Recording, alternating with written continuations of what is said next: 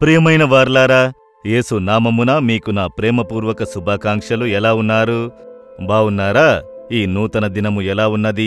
సమస్యలు, పోరాటములు, ఇరుకు, ఇబ్బందుల మధ్య ఉన్నారా?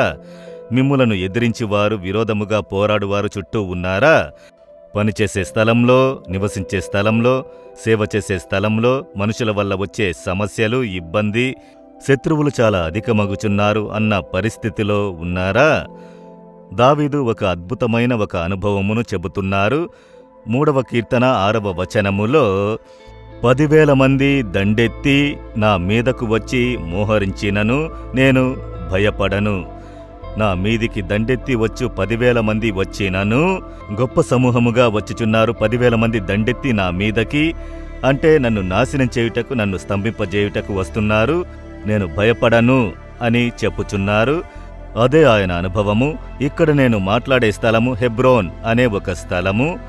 ఈ హెబ్రోన్ అనే స్థలము వచ్చి అబ్రహాము నివసించిన ఒక స్థలము. ఆయన తన భార్య కొరకు తీసుకున్న సమాధుల స్థలం తీసుకున్నారు కదా, దాని ముందు నిలబడి నేను మాట్లాడుచున్నాను. ఇది చాలా పెద్ద స్థలము. ఇక్కడ వచ్చి అబ్రహాము, ఇసాకు, యాకోబుల సమాధుల తోట ఉన్నది. దావీదు రాజుగా ఆయన కిరీటధారి అయినది ఈ హెబ్రోనులోనే.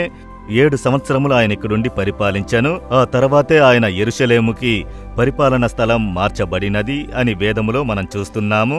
కనుక దావీదు పరిపాలన చేసినది హెబ్రోను అనే ఒక స్థలము. కనుక దావీదు జీవితంలో జరిగిన సంభవము మనకు తెలుసు. ఆయనకు విరోధముగా చాలా పెద్ద యుద్ధములు జరిగినవి. శత్రువులు వచ్చినారు. ఆయన చెబుతున్నారు, నేను భయపడను. 10,000 మంది దండెత్తి వచ్చినను. దేవుడు తన హృదయంలో గొప్ప ధైర్యమును ఇచ్చినారు. రాక్షసుడైన గొల్యాతును పడగొట్టాడు కదా. కనుక తన శత్రువును చూసి, అతని బలమును చూసి భయపడలేదు. ఎందుకంటే తనకు తోడుగా ఉన్న ప్రభు గొప్పవాడు, సైన్యములకు అధిపతియగు యెహోవాని ఎరిగి ఆయన విశ్వసించినందున, పరిస్థితులను చూసి భయపడనందున ఆయన విజయము పొందెను. ఆ భయమే మన అపజయమునకు కారణము. కనుక దేవుడు చెబుతున్నారు, భయపడకు కుమారుడా, భయపడకు కుమార్తె. నీకు విరోధంగా ఎంతమంది దండెత్తి వచ్చినను, నీకు తోడుగా ఉన్న నేను సైన్యములకు అధిపతి, దావీదుకి జయమునిచ్చిన దేవుడను, నీకు జయమునిచ్చేదనని ఈ దినం మీతో మాట్లాడుచున్నారు.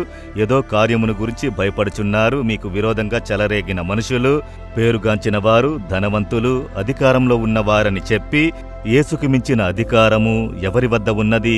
ఆయనను జయించుటకు ఎవరికి సాధ్యము? భయపడకుండా ఉండునట్లు నాకు విరోధంగా 10,000 మంది దండెత్తి వచ్చినను, నేను భయపడను అని చెప్పండి, మీరు జయము పొందెదరు. భయము తొలగిపోతుంది చెబుతారా? హృదయంలో చేపెట్టుకొని, నాకు విరోధంగా 10,000 మంది దండెత్తి వచ్చినను, నేను భయపడను. కారణము, యేసు నాతో కూడా ఉన్నారు. నేను భయపడను, జయము పొందుదును. యేసు నామములో ఆమెన్, ఆమెన్.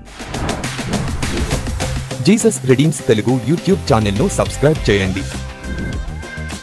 సబ్స్క్రైబ్ బటన్ను క్లిక్ చేయండి మరియు బెల్ బటన్ను నొక్కండి.